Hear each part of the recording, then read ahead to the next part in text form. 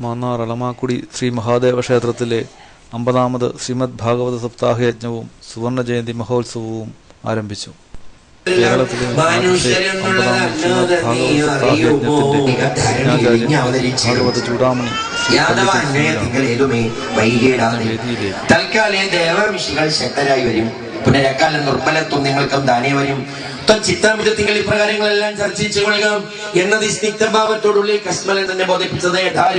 വിസ്മയം കലർന്ന് എഴുന്നള്ളിനാൻ നാരദ മുനീന്ദ്രനും വിശ്വാസോക്തികൾ ഇത്തരം തനിക്കുള്ളിൽ വിശ്വാസം വരുമാർ കേട്ടയം വൈരത്താലി ചിത്തവിഭ്രമം കലർന്ന് എത്രയും ക്രോധിച്ചൊരു മത്തഹസ്തീന്ദ്രൻ മതിച്ചുൽക്കമിച്ചിടുമണ്ണം സത്തരം കുതിച്ചെഴുന്നേറ്റുടൻ ചാടി പ്രതിമത്യതാൻ ഓടി കിതച്ചത്തിരം അകമ്പുക്കാൻ വിൽസ്വതാഭാവം ചേർന്നു സ്വസ്ഥരായി മരുവിടും സ്വസ്വസ്വരനെയും സ്വസഹോദരിയെയും പെട്ടെന്ന് പിടിച്ചൂറ്റമായ ചങ്ങലയ്ക്ക് അലങ്ങിട്ടു. ഉടൻ നടയെ വളർത്തിടുവാൻ അയച്ചൊരു കുട്ടിയെ ശരണങ്ങൾ പിടിച്ച് തൂക്കി പൊങ്ങിച്ച് ഒട്ടുമേ മടിയാതെ വട്ടക്കല്ലിന്മേൽ അശ്വരക്തവും തലച്ചോറും പൂട്ടി ആരാധിച്ചട്ടുതിക്കലും ചിതറുമാറോട്ട് അറിഞ്ഞ അസുക്കൾ പോയി വിട്ടുള്ളവർ അമ്മയ്ക്ക് സമ്മാനിച്ചാൻ മഹാഭാവി.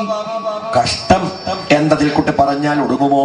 പിന്നെയും അവൾ പറഞ്ഞ നന്ദനന്മാരെ പുനരപ്പോൾ ഞാനും മത്തേജോലേശാംശം കൊണ്ട് ഉത്ഭവിക്കുവൽ മമ ഭക്തയായി അത്യുത്തമയായ ദേവകീങ്കൽ പിന്നെ നീതാനും നിന്റെ യോഗവൈഭവം കൊണ്ട് നന്ദനന്ദിനിയായ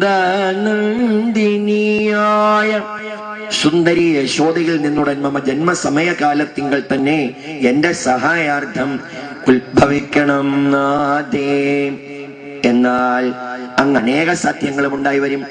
മന്നിടത്തിങ്കൽ പുനരംബിക നാരായണി ചണ്ഡിക ദുർഗ വിദ്യ ഭദ്രകാളിയും കൃഷ്ണവർണ്ണ മാധവി മഹാവൈഷ്ണവി ശാരദയും വിശ്വേശ്വരായ കുറച്ചുകൂടെ ശബ്ദമാണ്. വിശ്വേശ്വരായ നരകർണവതാരണായ കർണാമൃതായ ശുഭലക്ഷണലക്ഷിതായ ദാരിദ്ര്യ ദുഃഖദഹനായ നമഃ ശിവായ.